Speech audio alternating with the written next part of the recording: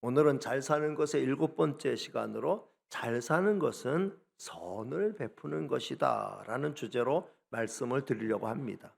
오늘도 핵심 구절들을 잠언을 중심으로 인용하도록 하겠습니다.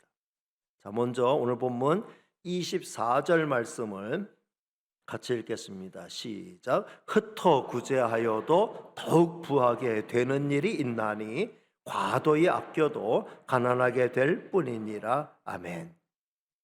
분명 흩어서 구제하는 일은 내 것을 덜어내는 일이죠. 구제하는 그 액수만큼 나에게서 손실이 발생하는 게 맞아요. 그렇지만 오히려 그런 과정을 통해서 더 부하게 되는 일이 있다라고 오늘 성경은 말씀하고 있습니다. 저는 이 말씀에 전적으로 동의합니다. 구제를 좋아하는 사람에게 우리 하나님은 더 많이 구제할 수 있도록 그에게 풍성한 은혜를 내려주십니다.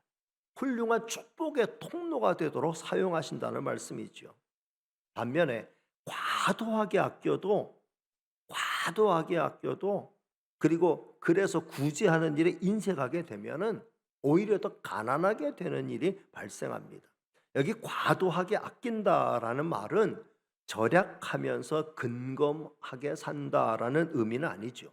수전노로 산다는 의미예요. 우리가 근검절약하며 사는 생활은 매우 바람직하죠. 예를 들어보면 요즘은 배달 문화가 매우 발달되었습니다. 배달비를 더 주더라도 몸이 편하면 좋겠다고 해서 배달 음식을 많이 시켜서 먹습니다. 정말 몸이 힘들다든가 또 도무지 나갈 형편이 아니라면 그럴 수 있겠지만 몸도 멀쩡하고 시간도 충분한데 시켜서 먹는다고 하면은 그건 게으른 거죠. 이럴 때 절약하는 정신이 있는 분들은 잠깐 귀찮더라도 자기 몸을 일으켜서 본인이 수고합니다. 그러면 적어도 배달비는 줄일 수 있을 것입니다. 이렇게 아끼는 것은 과도하게 아끼는 것이 아니라 당연한 방법으로 아끼는 것이죠. 우리가 이런 식으로는 얼마든지 아끼고 절약하는 성도가 되어야 합니다. 그러나 수전론은 다릅니다. 수전론은 자기를 위해 쓰지도 않고 다른 사람들을 위해서는 더더욱 쓰지 않습니다. 어떻게든 자기 몫은 더 챙기려고 하고 자기보다 없는 사람을 전혀 배려하지 않습니다. 이런 사람은 돈은 많을지 몰라도 절대로 잘 사는 것이 아니며 여전히 가난한 것이죠. 정신은 여전히 거지인 겁니다. 결과적으로 돈이라고 하는 것은 돌아야 돈이잖아요. 근데 돈을 전혀 돌게 하지 않는 사람은 돈의 가치를 전혀 모르는 사람이고 결과적으로 가난하게 될 수밖에 없다는 것이죠. 평생 어렵게 혼자 살다가 돌아가셨는데 나중에 벽장을 열고 보니 돈이 곰팡이가 쓸 정도로 뭉치로 쌓여 있었다는 이야기예요. 이건 옛날에 심심찮게 들었던 그런 이야기입니다. 물론 구제하면 부자가 되고 구제 안 하면 가난하게 된다라고 하는 게 간단한 공식은 아닙니다. 그리고 그게 우리가 어떤 일정 기간을 통해서 그걸 그렇게 한번 테스트해 봐서 그걸 그대로 검증할 수 있는 그런 성격의 것도 아니죠. 그러나 이것은 사람이 세운 기준이 아니고 하나님이 세운 기준이에요. 하나님의 말씀대로 되는 것이 맞는 줄로 믿습니다. 그렇지만 우리의 짧은 판단력 가지고 말씀대로 된다, 안 된다 이렇게 말할 수는 없죠. 우리는 한 가지만 마음속에 깊이 간직하고 있으면 돼요. 결코 구제하는 일은 손해보는 일이 아니라는 거예요. 구제함으로 우리가 손해보지 않는다라는 거예요. 따라서 구제하는 일에 인색해서는 안 된다라는 것입니다. 자, 오늘 이어지는 25절 말씀을 같이 읽겠습니다. 시작. 구제를 좋아하는 자는 풍족하여질 것이요 남을 윤택하게 하는 자는 자기도 윤택하여지리라. 아멘. 앞서도 살폈듯이 구제를 좋아하는 사람 풍족하게 되죠. 근데 저는 이 말씀보다 그 다음에 이어지는 말씀에 주목하면 좋겠어요. 남을 윤택하게 하는 자. 남을 윤택하게 하는 자는 자기도 윤택하여진다라고 말씀했어요. 여러분, 남을 윤택하게 한다. 다른 사람을 윤택하게 한다. 다른 사람을 잘되게 한다. 다른 사람을 부자 되게 한다. 다른 사람을 복되게 한다. 이게 복음의 정신이고 이게 우리 하나님의 마음이지요. 그런데 우리는 보편적으로 어떤 생각을 하고 있어요? 남이 윤택하게 되는 게 좋아요? 아니면 남이 나보다 안 되는 게 좋아요? 같이 윤택하게 되는 게 좋아요? 같이 안 되는 게 좋아요? 우리 인간의 타락한 심성은 남이 잘 되는 걸 좋아하지 않습니다. 우리 속담에도 사촌이 땅을 샀는데 내 배가 아파. 내가 잘 되는 것은 바라지만 남이 잘 되는 것은 바라지 않습니다. 내가 안 될 바에는 다 같이 안 되는 게 더 좋다는 마음을 갖고 살지요. 행복 지수는 빈국일수록 높습니다. 다 같이 못 사니까 불만이 없는 거예요. 우리도 옛날에 가난하게 살 때 대체로 행복했어요. 해피했어요. 날마다 해피했어요. 지금은 어떻습니까? 옛날에 비해 훨씬 더 잘 먹고 잘 살고 있지만 불행하다고 생각하는 사람이 압도적으로 늘었습니다. 상대적인 빈곤감, 상대적인 박탈감이 생겼기 때문이지요. 이럴 때 오늘 말씀, 남을 윤택하게 하면서 나도 윤택하게 될 수 있다는 진리를 깨달을 수 있으면 얼마나 좋겠어요. 오늘 저와 여러분은 이 진리를 깨닫게 되시기를 주님의 이름으로 축복합니다. 다른 사람이 잘 돼야 나도 잘 된다는 이치예요. 다른 사람이 안 되게 하고 내가 잘 된다는 게 아니라 다른 사람을 윤택하게 함으로 나도 윤택하게 된다. 다른 사람이 잘 되게 함으로 나도 잘 된다라고 하는 게 성경의 이치라는 것입니다. 다른 사람 안 되고 나만 잘 되면 좋겠다라는 생각은 타락한 심성에서 나오는 생각이에요. 그리고 절대로 그렇게 되지 않습니다. 나만 잘 되고 다른 사람이 안 되는 일은 절대로 일어나지 않습니다. 오늘 저와 여러분이 이 심보를 고칠 수 있게 되기를 주님의 이름으로 축복합니다. 아멘 소리가 이렇게 희미할 줄 알았어요. 심보를 고치게 되기를 주님의 이름으로 축복합니다. 이건 축복이에요. 성도 여러분, 이 세상은 절대로 혼자 사는 세상이 아니에요. 더불어 같이 사는 세상이에요. 내가 권력을 독점하고 부를 독점하고 나 혼자 누리고 살려고 하면 절대로 행복할 수 없습니다. 모두가 고루고루 잘 살고 행복할 때 나도 잘 살고 행복할 수 있는 겁니다. 민주주의의 장점이 이거죠. 민주주의는 독재를 허용하지 않습니다. 민주주의는 자유를 강조하기 때문에 자본주의를 기본적으로 채택하고 있습니다. 사회주의는 공동체를 위해 개인의 자유를 제한하죠. 그러나 민주주의는 개인의 자유를 최우선으로 존중합니다. 그래서 사유재산을 허용하는 거예요. 사회주의는 사유재산을 허용하지 않습니다. 민주주의와 자유시장 경제는 따라서 빈부의 격차를 유발할 수 있어요. 그래서 필요했던 것이 수정자본주의이고 성경적 경제 윤리의 확립이에요. 성경의 원리는 남을 윤택하게 하면서 자기도 윤택하게 된다라는 거지요. 우리 하나님은 이 세상을 더불어 행복하게 살 수 있는 낙원으로 만들어 주셨어요. 그러나 죄가 들어오고 난 다음 인간의 마음은 부패하게 되었고 이기주의가 팽배하게 되었습니다. 그 결과 크고 작은 분쟁과 전쟁은 그치지 않게 되었습니다. 이 캄캄한 어둠 속을 끝없이 헤매는 인생을 이 저주의 구렁에서 건져내시기 위해 하나님은 독생자 예수 그리스도를 이 땅에 보내셨어요. 그리고 깨우쳐 주셨어요. 예수님은 하늘의 영광스러운 복을 공유하기 위해서 이 땅에 오셔서 우리를 위한 희생의 제물이 되시고 우리에게 구원의 은혜를 허락하시고 영원한 영광을 공유하도록 우리에게 은혜를 베풀어 주셨습니다. 모두를 윤택하게 함으로 다 같이 윤택하게 되는, 나도 윤택하게 되는 길이 있다는 것을 예수님은 깨우쳐 주셨어요. 그런데 심히 안타까운 것은 이런 놀라운 구원의 은총을 받은 교회와 성도까지도 아직 다른 사람을 윤택하게 하는 진리를 깨우치지 못하고 있다라는 거죠. 이제 우리는 이기적인 생각을 버려야 합니다. 나만 잘 되고 우리만 잘 되고 우리 회사만 잘 되고 우리 교회만 잘 되고 우리나라만 잘 되고 절대로 그렇게 되지 않습니다. 지금 우리가 사는 세상은 절대로 나만 잘 되고 우리만 잘 될 수 있는 세상이 아닙니다. 어느 한쪽이 무너지면 그 여파는 전 세계로 급속히 퍼지게 됩니다. 러시아와 우크라이나 전쟁으로 인해 전 세계에는 지난 6개월 동안 큰 어려움을 다 같이 겪었습니다.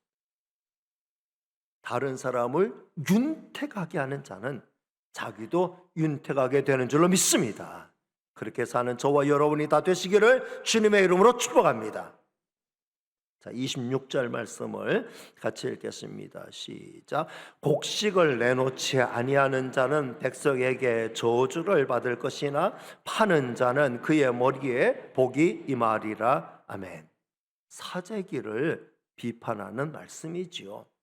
당장 내 곁에 굶주리는 사람들이 있는데 곡식을 풀어 구휼미를 내놓기는커녕 곡식을 창고에 쟁여놓고 더 많은 사람이 굶주릴 때까지 기다려서 폭리를 취하려고 하는 자세는 저주받아 마땅한 자세다 라고 말씀하는 거예요.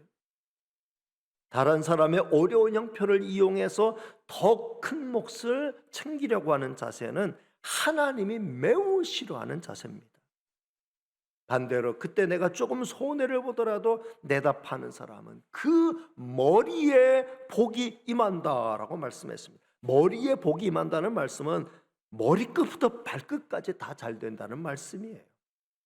우리는 당장의 이익을 쫓기보다는 당장의 선을 쫓고 멀리 바라보는 자가 돼야 할 줄로 믿습니다.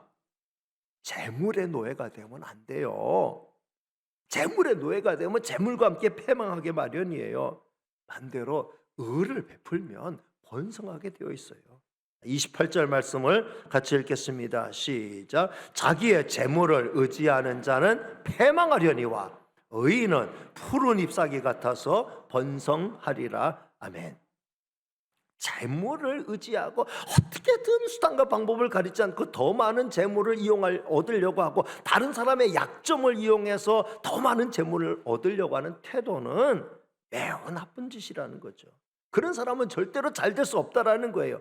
반대로 널리 베풀고 나누는 사람은 의인인데 이런 사람은 잘 된다는 거예요. 푸른 잎사귀들처럼 번성하게 된다라고 말씀했습니다.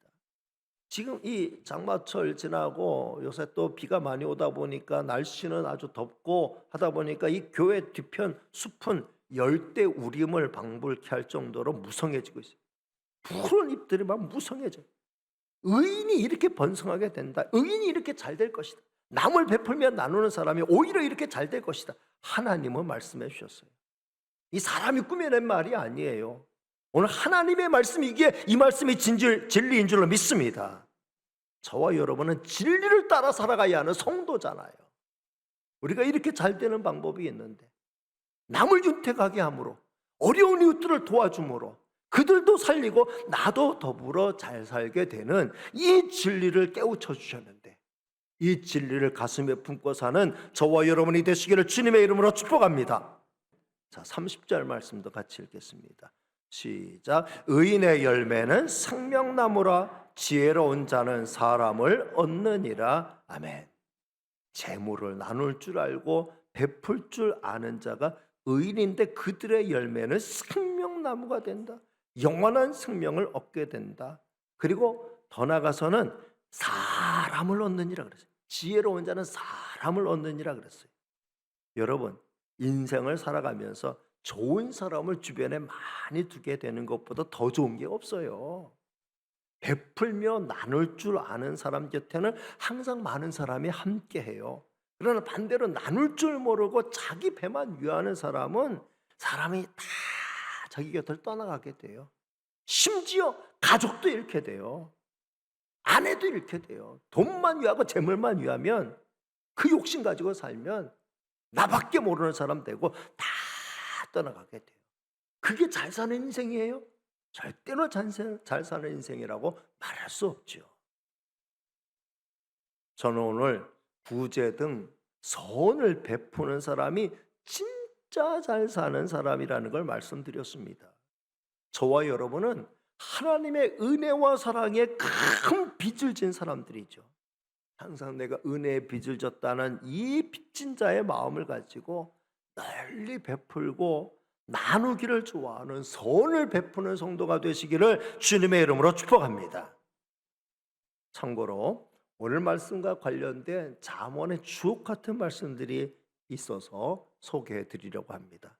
자, 13장 22절 말씀, 13장 22절 띄워드릴게요.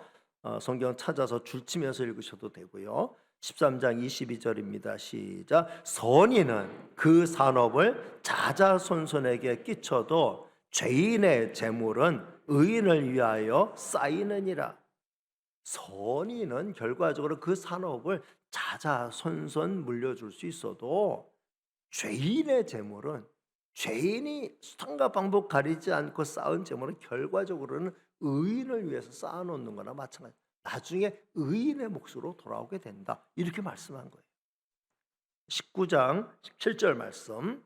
19장 17절 말씀 정말 중요한 말씀이니까 이 말씀은 여러분들이 찾아서 줄을 쳐도 돼요.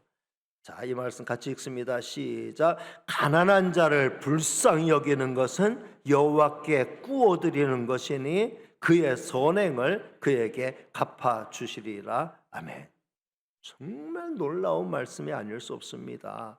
가난한 자를 불쌍히 여기며 도와주는 것은, 그것은 바로 하나님께 우리가 은혜의 빚을 진 자로서 은혜의 빚을 탕감하는 것을 넘어서서 오히려 하나님께 꾸어드리는 것이 된다라는, 하나님께 꾸어드리는 것이 되어서 하나님이 때가 되면 반드시 갚아주시는데 이자를 듬뿍 얹어서 우리에게 갚아주시겠다라는 거예요. 그러니 지난 시간에도 말씀드렸듯이 선을 베풀고 구제를 베푸는 것은 미래를 위해서, 영원한 나라를 위해서 저축하는 것이나 마찬가지예요. 그러니 우리가 정말 남을 돕는 일에 있어서, 어렵고 힘든 이웃들을 돕는 일에 있어서 절대로 인색하면 안 된다는 거예요. 자, 28장 27절 말씀을 같이 읽겠습니다. 시작. 가난한 자를 구제하는 자는 궁핍하지 아니하려니와 못 본 채 하는 자에게는 저주가 크리라. 가난한 자를 구제하는 자는 뭐예요?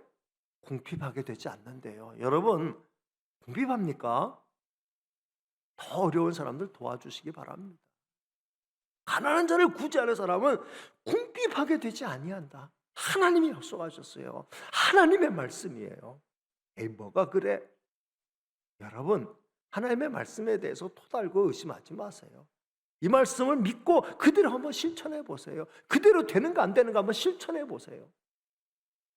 가난한 자를 구제하는 자는 궁핍하게 되지 않는데요. 못 본 채 하는 사람은 어떻게 돼요? 어려운 이웃이 있는데도 당장 어려운 사람들을 보고도 못 본 채 하는 자에게 오히려 저주가 크게 된다. 이렇게 말씀하셨어요. 29장 7절 말씀을 같이 읽습니다. 시작. 의인은 가난한 자의 사정을 알아주나 악인은 알아줄 지식이 없느니라. 의인은 가난한 자의 사정을 알아주는 사람. 가난한 자의 사정을 알아주는 게 얼마나 중요해요. 남의 사정을 알아준다. 그러면은 그 사람은 위로를 받고 마음의 평안을 받는 거예요. 근데 어렵고 힘든 사람의 사정을 알아들으려고 하지 않고, 알아주려고 하지 않고, 귀찮게만 생각하고, 알아줄 지식이 없는 사람은 그거는 악인이 될 수밖에 없다라는 겁니다. 28장 3절 말씀, 28장 3절 말씀 같이 봅니다. 가난한 자를 학대하는 가난한 자는 곡식을 남기지 아니하는 포구 같으니라. 여기 보면은 가난한 자를 학대하는 부자라고 말씀하지 않고 가난한 자를 학대하는 가난한 자. 여러분, 가난한 사람이 더 가난한 사람을 학대할 수 있다. 지도 못 살면서, 못 산다 그러면 안 되죠. 지도 가난하게 살면서 더 가난하게 사는 사람을 더 괴롭히는 그런 사람은 곡식을 남기지 않고 싹 쓸어가는 포구 같다. 건질 게 없다라는 거예요. 가난한 사람도 더 가난한 사람을 도울 수 있다라는 거예요. 가난하다고 못 돕는 게 아니고 가난하지만 더 가난한 사람을 도울 수 있다는 거예요. 그러면 이제 그때부터 살 길이 열리는 거예요.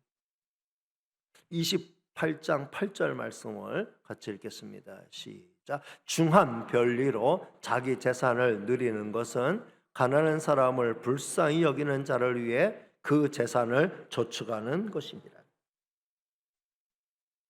고리 대금을 통해서 자기 재산을 늘리는 사람은 자기 재산을 늘리는 것처럼 생각할 수 있잖아요.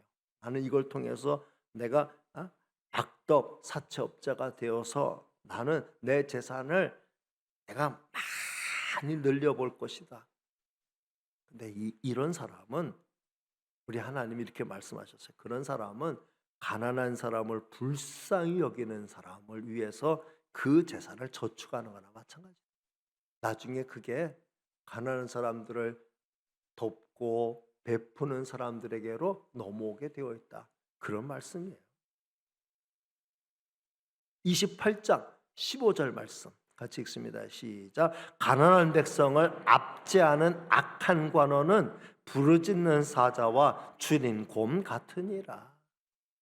가난한 백성을 압제하는 악한 관원은 그거는 짐승과 다름없다. 부르짖는 사자, 줄인 곰 새끼나 마찬가지다. 그렇게 말씀하는 거죠. 성도 여러분, 여러분이 어렵더라도, 혹시 어렵더라도 여러분보다 더 어려운 이웃들을 계속해서 도우면 앞으로도 계속해서 그들을 도울 수 있도록 하나님이 여러분의 형편과 사정을 좋게 만들어 주실 줄로 믿습니다. 반대로 나 어렵다는 생각만 가지고 도움만 받아서 살려고 하면은 그 형편에서 평생 벗어나기 힘들어. 도움만, 나는 힘들어. 난 계속 도움만 받아야 돼. 도움만 받기를 좋아하고 자기보다 더 어려운 사람 있는데 나도 어려운데 하면서 계속 안 돕고 나만 도움받으려고 하면은 그 사람은 평생 그 시스템에서 벗어날 수가 없는 거예요. 내가 어렵지만 더 어려운 사람을 계속 도와주면은 그러면 하나님이 그를 계속해서 도울 수 있도록 그를 계속 축복의 통로로 사용하시면서 그에게 자꾸 필요한 물질이 채워지도록 하나님이 그렇게 공급해 주시는 거예요. 이거는 개인도 그렇고 교회도 그렇고 나라도 그렇습니다. 따라서 우리는 굳이 하는 일에 인색하면 안 돼요. 내 걸 좀 아껴 쓰더라도 우리가 굳이 하는 일에 있어서는 인색하면 안 돼요. 물론 과유불급이라고 지난주에 말씀드렸어요. 뭐든지 지나치면은 못 미친 것만 못하다고 말씀드렸어요. 구지애가 좋다고 해서 또 너무 지나치게 과도하게 구지에 올인할 필요는 없죠. 형편껏, 정도껏 도울 수 있는 만큼 잘 도우며 사는 것. 그렇게 살면 지혜롭게 사는 거죠. 잘 사는 겁니다. 우리 교회는 개척한 후 1년 만에 자립할 수 있었습니다. 서울 성은교회의 지원으로 우리 교회가 개척이 되어서 1년 안에 자립할 수 있었죠. 1년 동안 서울 성은교회에서 또 담임 목사의 사례비를 지원해 줘서 우리 교회가 은혜 가운데 1년 안에 자립할 수 있었습니다. 사랑의 빚을 진 거죠. 그 이후로 이제 우리가 힘이 생겼을 때 계속 어려운 교회들을, 어려운 이웃들을 돕는 일을 꾸준히 해왔어요. 그럴 때 하나님께서 감당할 수 있도록 계속해서 더 큰 힘을 우리에게 공급하여 주고 계시는 줄로 믿습니다.